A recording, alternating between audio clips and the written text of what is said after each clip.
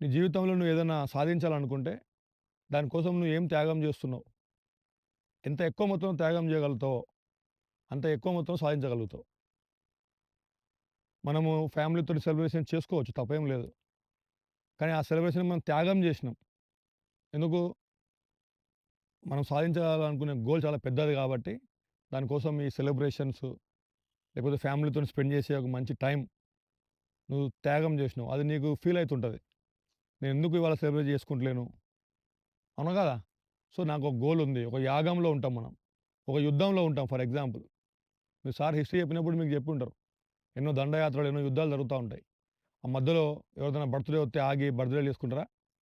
New year వచ్చిందని చెప్పి కేకులు కట్ చేసుకుంటా ఉంటే బాణాలు ఆగుతాయా వచ్చేటియి? సో, 24/7 అలర్ట్‌గా ఉండాలె. మనం ఏదైనా కాంపిటీషన్‌లో ఉన్నాం, యుద్ధంలో ఉన్నాం, ఏదైనా సాధించాలనుకుంటున్నామంటే అదొక్కటే